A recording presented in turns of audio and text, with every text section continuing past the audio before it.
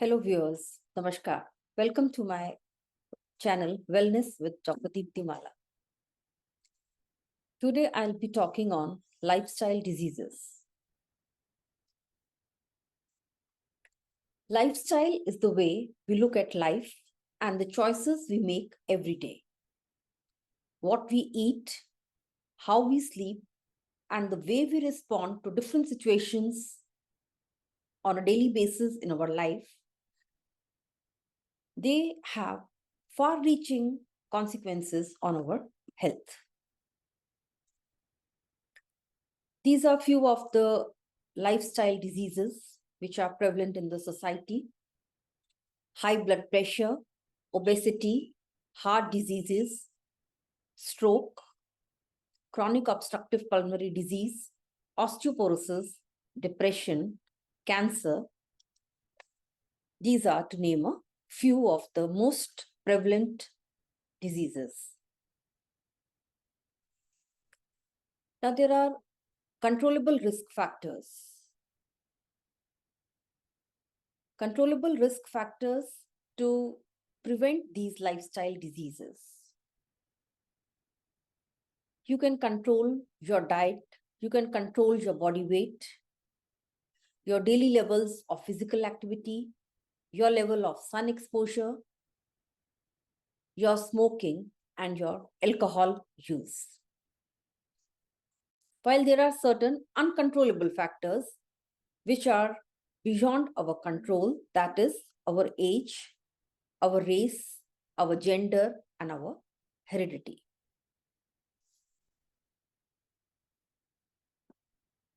These are the causes which contribute to these lifestyle diseases. Pollution in the atmosphere, the foods and the vegetables we consume, majority of them are not organic. They are grown with the usage of pesticides. So most of the fruits and vegetables we eat, their coverings mostly, they have pesticides. Stress on a daily basis, sedentary lifestyle, and the unbalanced diet. I'll talk about few of these lifestyle diseases in short. What is blood pressure? Each time the heart beats, it pushes blood carrying oxygen and nutrients through arteries and veins in our body. So blood pressure is the amount of force exerted by the blood against the walls of the arteries. You have to be alert. You could be having a high blood pressure if you are overweight, you do not exercise regularly, you consume too much of salt, you are a smoker, your cholesterol levels are high, you consume more than 3 alcoholic drinks in a day, you are under constant stress, you already have diabetes, you consume more than 3 cups of coffee, the food you are consuming has more of fat and less of vegetables and fruits. So if you have more than or minimum of 3 of any of these factors, you are a high risk for a high blood pressure.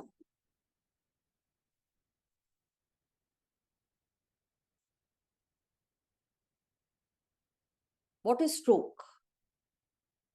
CVA, cerebrovascular accident, or if it is prolonged and if it is a transient episode, then it is called TIA, that is transient ischemic attack. Stroke is precipitated usually in a patient who has uncontrolled hypertension. Now, how do you diagnose it? Easy symptoms to identify it at home. 1, when the patient is not able to balance himself or herself, the speech is slurred or face is drooping to the one side of the body feels weak or numb, there is some disturbance in the vision, any type of vision disturbance, severe headache. So if anyone experiences any of these, immediately rush the patient to an emergency of a hospital. Because if these are identified within the first hour, immediately the MRI is done and the cause is brought to the notice of the doctor. Then there are certain medicines which can be given and it can be reversed completely. Obesity in itself, it's a disease.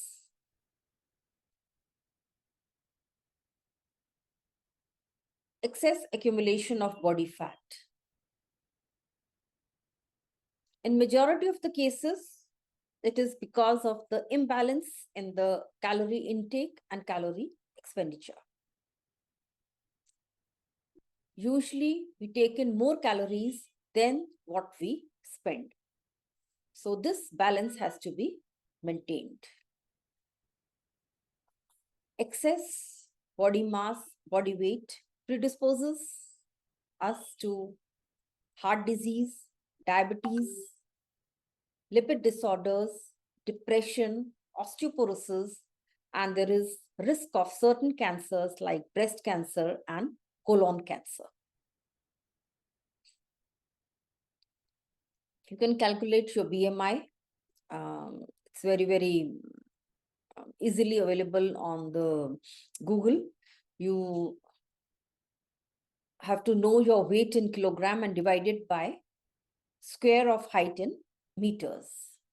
So the ideal body weight, not the ideal body weight, the ideal BMI they recommend is 25, and 26 to 28 or 29 comes in overweight, and above 29 is obese.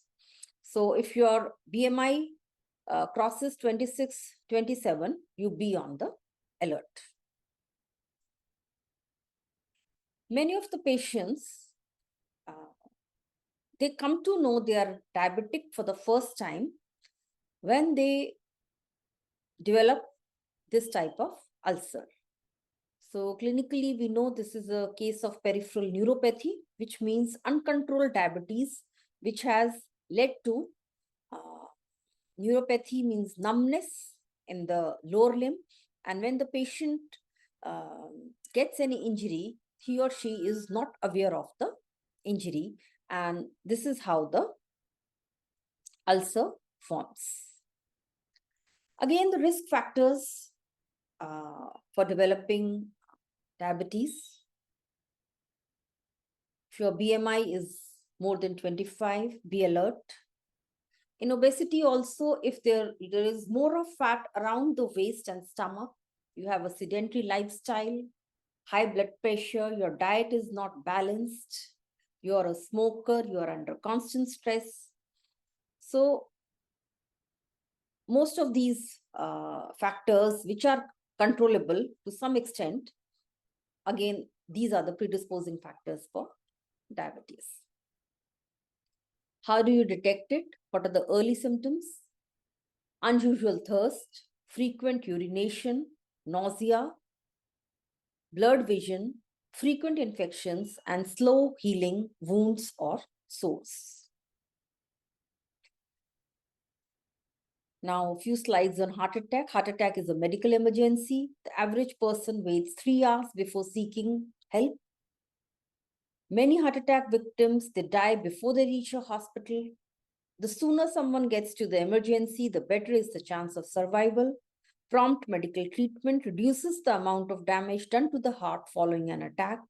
This is the leading cause of death in the world today. Heart attack occurs when the blood flow that carries oxygen to the heart is blocked. The heart muscle becomes starved for oxygen and begins to die. Usually this pain is in the center of the chest. It lasts for more than few minutes. It comes and goes. At times, the patient describes it as a feeling of pressure, squeezing, or fullness on the chest. Pain may be felt in the other areas of the upper body, such as jaw, shoulder, one or both arms, back, and going towards the stomach area. So this heart pain, it mimics many other pains.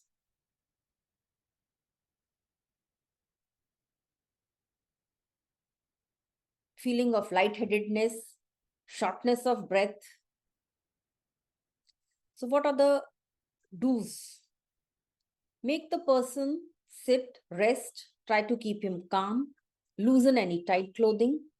Ask if the person takes any chest pain medication for a known heart condition. And if he is already on medication, place that tablet under the tongue so that it relieves the pain, and then rush him immediately to the emergency. If the pain does not go away promptly with rest or within 3 minutes, you have to rush to emergency. If the person is unconscious or unresponsive, then you begin with the CPR. I will share in the description box. My YouTube channel has videos on CPR. So by now, if you are watching this video and you have not subscribed to the channel, do subscribe. It has at present more than 190 health related videos. The purpose of this channel is to create awareness. Subscribe it only if you like it. All the subscribers are organic. And I want to build a community of people who are health aware, who are health conscious, and they want to take good care of their health, and they want to modify their lifestyle to prevent and or minimize these lifestyle diseases. Thank you.